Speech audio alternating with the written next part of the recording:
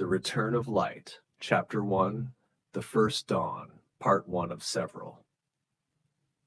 The rain fell like ash turned to tears. The world had forgotten how to pray. Cities burned quietly now, not from fire but from emptiness. Screens flickered with endless faces, and none of them were real. Children slept beneath bridges built for kings who no longer remembered their own names.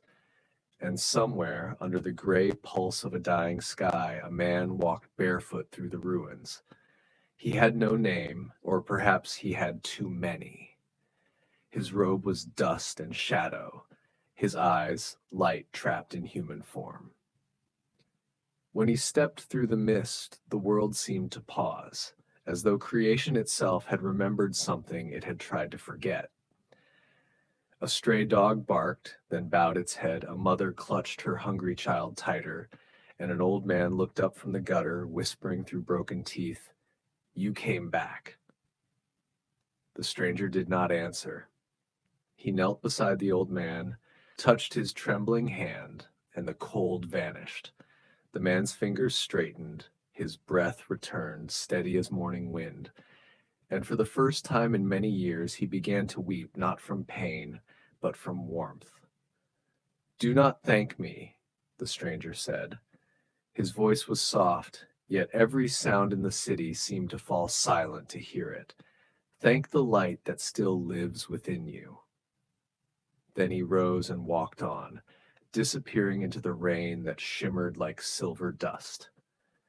That night, rumors spread through the slums. A healer without a name had come. Some said he was a prophet, some said he was a ghost. But one child, the daughter of a blind musician, simply said, "He looked like the light from my father's songs." No one listened to her, not yet. The Return of Light, Chapter 1, The First Dawn, Part 2, The City of Mirrors. The storm did not end. It moved east toward the sleeping city, a labyrinth of glass and smoke, where towers pierced the clouds like spears, and every window reflected another lie. The stranger followed the river that no longer sang. It carried plastic and sorrow instead of fish. He walked beside it until the neon lights of the city rose before him, a false dawn, glowing brighter than any sun. When he stepped onto the cracked road, 1,000 eyes watched from the shadows. Vendors wrapped in rags whispered about war. Screens on broken walls showed men in suits promising salvation for a price. And above it all, drones hummed like mechanical angels. He walked among them as if he were invisible, and perhaps he was. Only a child noticed, a boy no older than 10, barefoot, holding a wilted flower. "Sir," the boy said, his voice thin as rain, "are you lost?" The stranger smiled. "No, child, only looking for those who are." He took the flower gently from the boy's hand. When he touched it, the brown petals turned white again, soft, alive, as though spring had remembered itself. The boy gasped. "How did you?" "Life forgets," said the stranger. "I only remind it." He placed the flower behind the boy's ear and walked on. The boy ran after him, barefoot on wet pavement. "They won't believe you," he said. "They never believe anyone here." "They don't have to," the stranger replied. "Only one heart needs to open, and the light will find the rest." At the heart of the city stood the Tower of Mirrors, a spire of glass owned by those who ruled without mercy. Inside, men in dark suits measured value in lives and numbers. They called it progress. That night, a blackout swept through the lower districts. Thousands were trapped in darkness. Hospitals lost power. Machines stopped breathing for the sick. The stranger entered the tower. No one saw him. Security cameras blinked and froze. He walked past guards frozen mid-motion, past golden doors etched with names of empires. In the highest room, a woman stood before a wall of screens. She was the minister of energy, the keeper of the city's pulse. She turned when she felt the air shift. "Who are you? How did you get in here? You asked for light, he said simply. She frowned. I asked for power. The generators failed. He looked through her, past her fear. Power without mercy is only darkness pretending to shine. Before she could speak again, the city outside trembled. One by one, the lights across the skyline flickered, then blazed. Hospitals came alive, machines breathed again. In slums, candles burst into gentle flame. The river itself glowed with soft luminescence as though the water remembered Eden. The woman fell to her knees. Is this you? It is not me, he said. It is the world remembering what light feels like. Outside, people gathered under the rain, staring at the glowing river. Some cried, some filmed it with shaking hands, and the boy with the flower whispered to no one in particular, he did it. But by the time soldiers reached the tower, the stranger was gone. Only a small message remained on the wall, written in light. When light returns, do not worship the flame, become it. The Return of Light, Chapter 1, The First Dawn, Part 3, The Woman Who Remembered Heaven. The night after the river burned with light, the city did not sleep. People flooded the streets, whispering of miracles and ghosts. News channels replayed the footage endlessly. The glowing waters, the tower, the voice that said, "Become the flame." No one knew who had spoken it. No one dared to believe it was real. But one woman did. Her name was Evelyn Kale, a journalist once known for chasing truth until truth began to disappear. For years, she had written stories that were rewritten by editors, reshaped by power, buried under headlines that sold fear instead of hope. And yet, when the light appeared, something inside her woke up. Something she hadn't felt since childhood, when her grandmother whispered bedtime prayers to a god she thought had died long ago.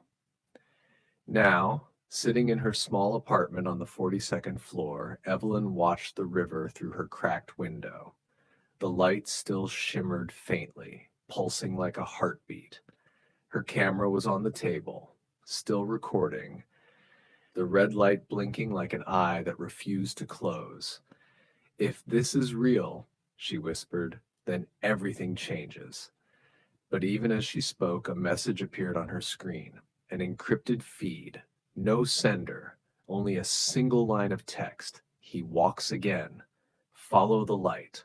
Her heart stopped. Then she grabbed her coat, her recorder, and the cross necklace she hadn't worn in years and ran into the night. The streets were alive with confusion. Preachers shouted warnings of false prophets. Police barricades glowed under blue light, and drones flew overhead, scanning for a man who shouldn't exist. The stranger, one voice said, the healer, the enemy of order. Evelyn pushed through the crowd, camera in hand. In her earpiece, the newsroom screamed for coverage, for angles, for fear. But she ignored them. Something deeper was pulling her forward. A sound beneath the chaos. It wasn't music, not quite. It was like hearing light itself hum. And then she saw him. He was standing beneath a broken streetlight, surrounded by people. A mother with a sick child, a man with no legs, a thief clutching the money he had stolen but too ashamed to run. The stranger knelt before them. He said no prayers, made no gestures. He simply looked at them, and the air changed.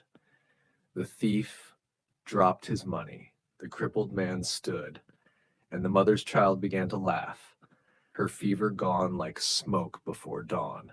The crowd fell silent. Only Evelyn kept filming, tears streaming down her face. She didn't understand what she was seeing, but she knew it was the truth. Pure, impossible, undeniable truth. The stranger turned toward her. For a moment, their eyes met, and she felt as though the universe had stopped breathing. You see, he said softly, so you will remember.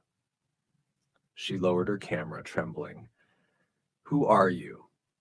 he smiled, a smile both human and infinite, a beginning. Then he walked away, disappearing into the crowd that parted like the sea.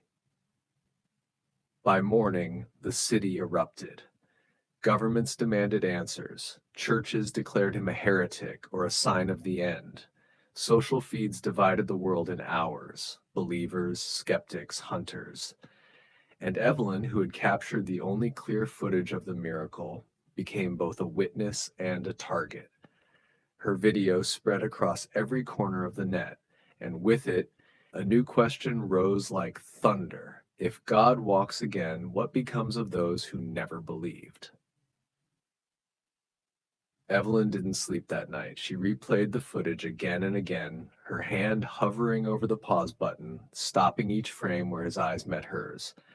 And each time she felt that same warmth, not from the screen, but from within herself, as if a forgotten prayer were trying to rise to her lips. "You see," he had said, "so you will remember."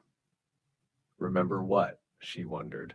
And if the world was remembering something too, a pulse, a breath, a spark, and in the shadows, powers both holy and unholy began to stir, because wherever the light walks, the darkness always follows.